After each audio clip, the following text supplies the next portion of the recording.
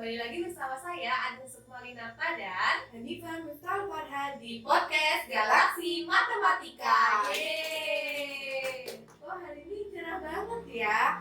Hari ini kita kedatangan tamu yang sangat spesial, dimana mereka berdua ini tuh sangat tertarik di bidang matematika nih Kak Anissa. Oh, nah bener banget. Dan denger-denger tuh salah satu tamu kita itu pernah menjabat sebagai Ketua Pelaksana Olimpiade Matematika tingkat DIY dan Jateng. Wah, menarik banget nggak sih? Pasti yang di rumah penasaran siapa yang akan membicarakan materi hari ini. Terus hari ini materinya apa Kak Anissa? Oke, jadi tuh hari ini kita akan membahas isu-isu terpanas di kalangan pemerintah, yaitu tentang pertumbuhan populasi. Nah, karena tamu kita hari ini berasal dari bidang matematika, so kita juga pasti pengen tahu dong pertumbuhan populasi dalam perspektif matematika itu kayak gimana sih? Wah, kalau gitu langsung aja ya Kak Anissa, kita sambut Kak Okta Mega Fortuna dan Putri. Yeay! Halo Kak Mega dan Kak Putri, selamat datang di podcast Galaksi Matematika. Gimana nih kabarnya hari ini? Alhamdulillah baik. Kalian gimana kabarnya? Alhamdulillah baik juga. Oke, mungkin boleh perkenalannya dulu. Kata pepatah, kalau tak kenal maka tak sayang. Silakan Kak Mega dan Kak Putri. Oke, aku kenalan dulu ya. Halo semuanya, kenalin nama aku Okta Mega Fortuna.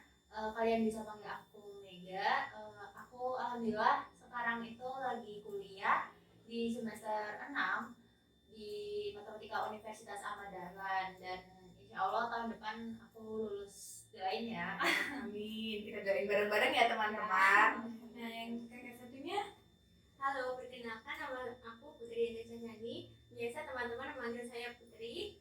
Nah, saya dan Kak Mega itu satu angkatan loh, jadi kita dari background yang sama. Nah, kan kalian nih kuliah di Universitas Ahmad Dahlan nih di Yogyakarta. Boleh ceritain nggak sih gimana kuliah di Wade, gimana susahnya, gimana senangnya gitu, biar teman-teman yang di rumah tuh tahu.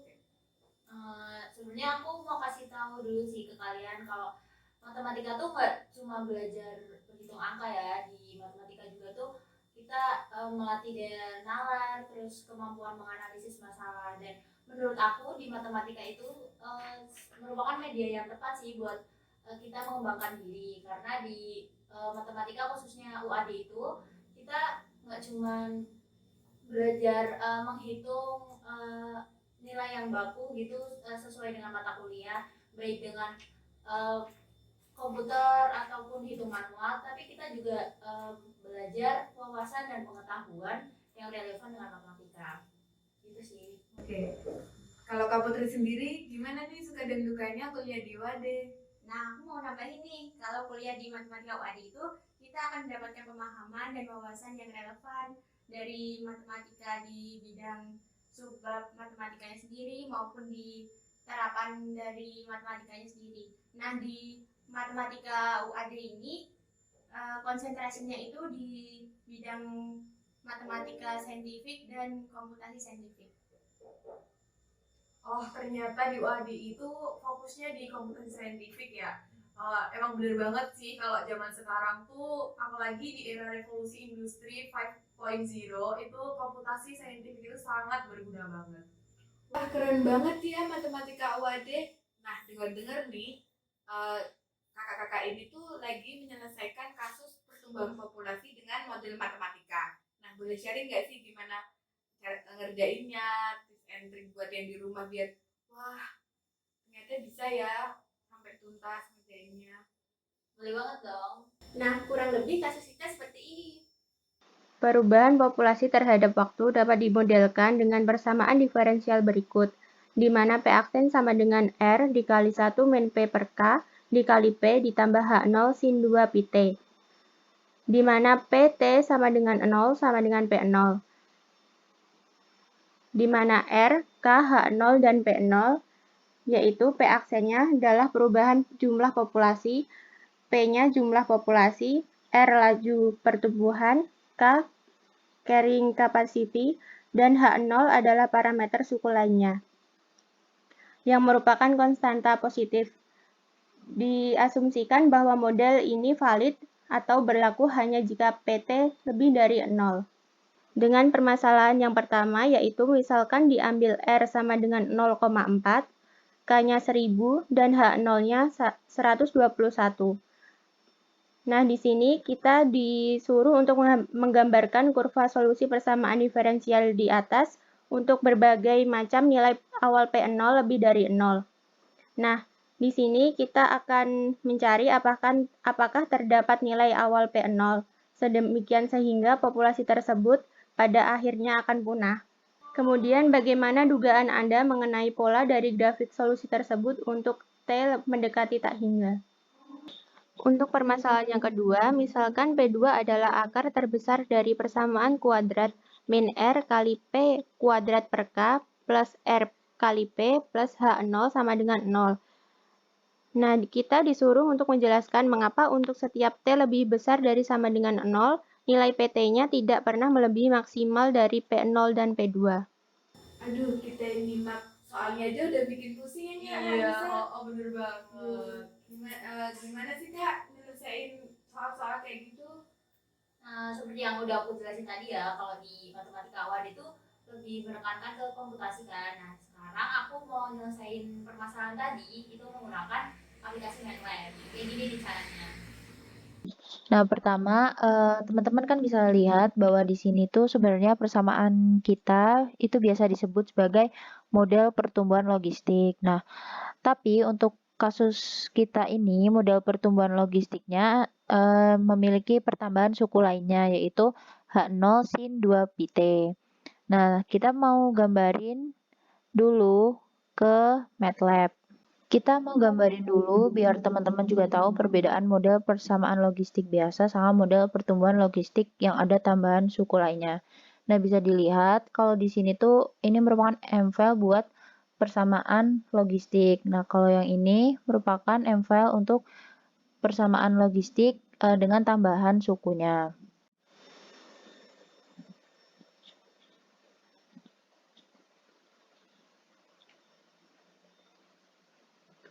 Nah, ini untuk memanggil persamaan logistik. Itu dengan kita di situ mengambil batas interval waktunya itu dari 0 sampai 30, nilai awalnya itu 15, banyaknya subinterval 100, kemudian laju pertumbuhannya 0,4, dan carrying capacity-nya itu sebesar 1000.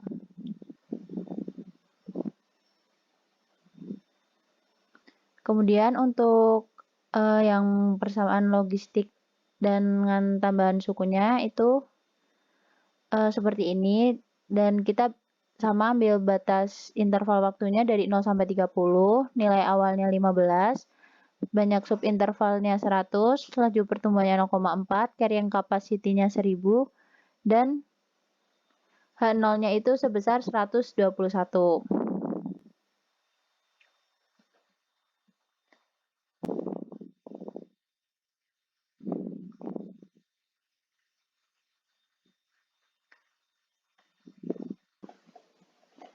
Nah, terlihat di sini bahwa perbedaan dari persamaan logistik biasa dengan persamaan logistik dengan tambahan suku lainnya. Untuk yang logistik biasa itu grafiknya terlihat seperti grafik yang berwarna biru ini. Dan untuk persamaan logistik dengan suku lainnya, grafiknya itu berupa periodik. Nah, di sini kita mau nyoba ngambil nilai awal P0 yang berbeda-beda. Kita ambil nilai awal 15, 200, dan 850. Ini untuk yang nilai awalnya 15.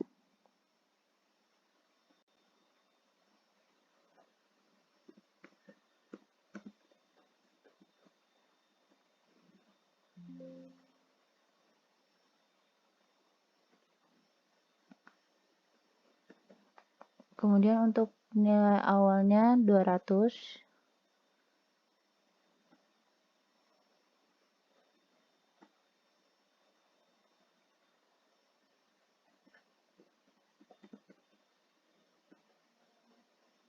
dan untuk nilai awal 850.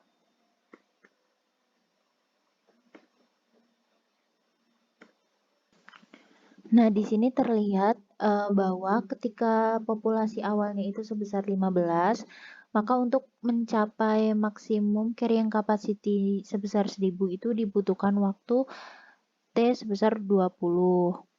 Nah, ketika populasi awalnya sebesar 200, maka untuk mencapai maksimum carrying capacity sebesar 1000 itu dibutuhkan waktu 15. Dan ketika populasi awalnya sebesar 850, untuk mencapai maksimum carrying capacity sebesar 1000 dibutuhkan waktu 10.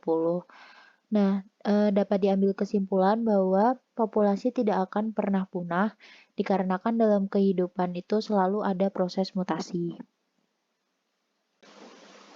Kemudian untuk simulasinya kita akan mengambil nilai laju pertumbuhannya dari 0,4, kemudian plotnya.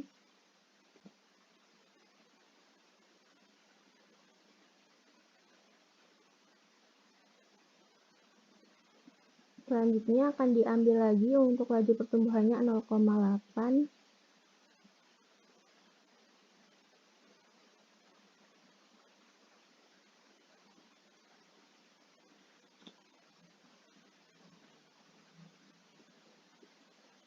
Selanjutnya untuk yang nilai laju pertumbuhan terakhir yaitu 1,5.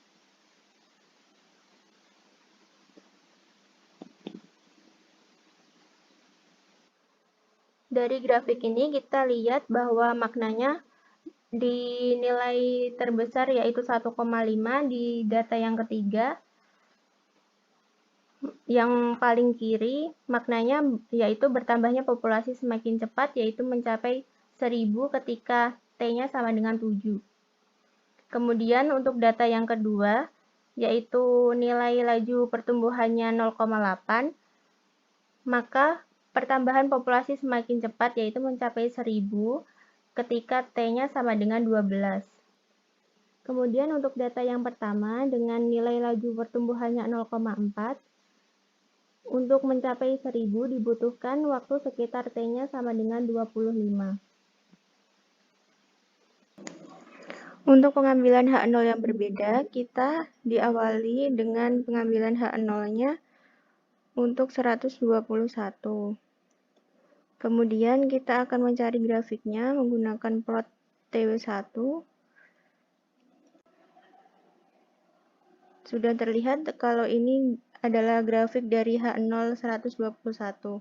Kemudian kita akan mencari untuk H0-nya 350. Kemudian kita gabungkan.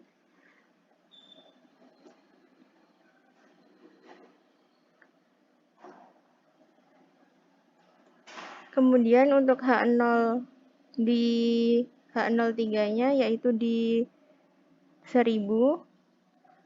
Kemudian kita akan mencari plotnya.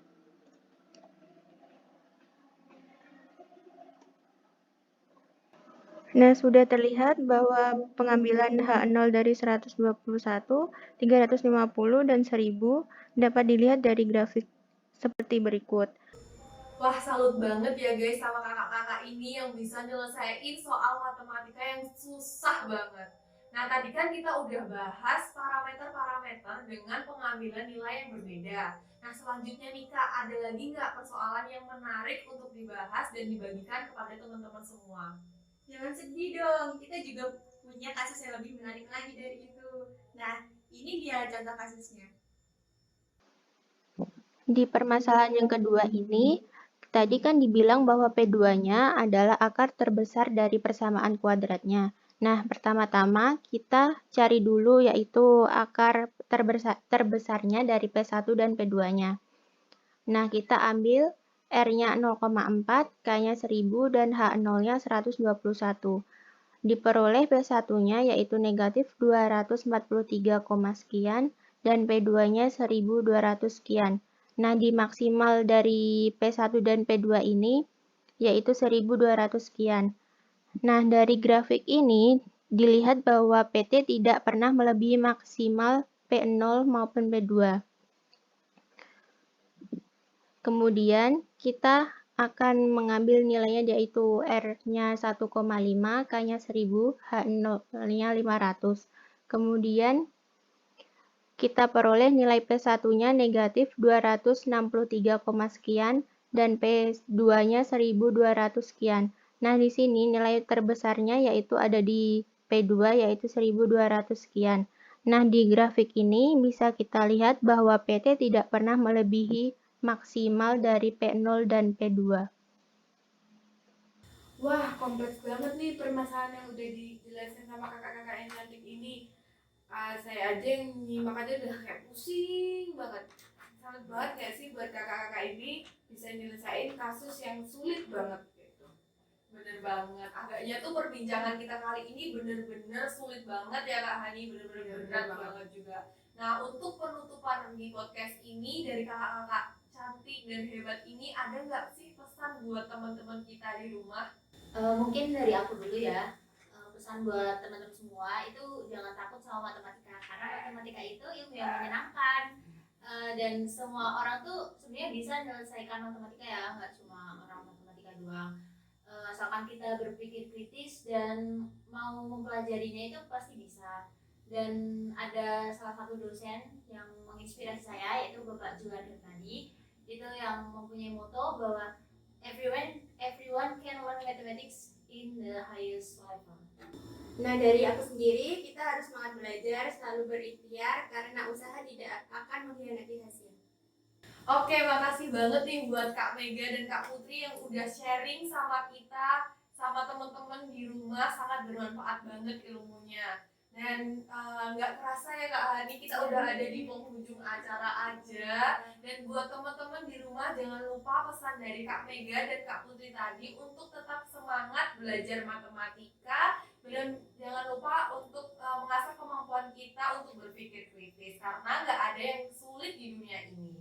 Nah, sekian dari kami di podcast Galaksi Matematika ini. Wassalamualaikum warahmatullahi wabarakatuh.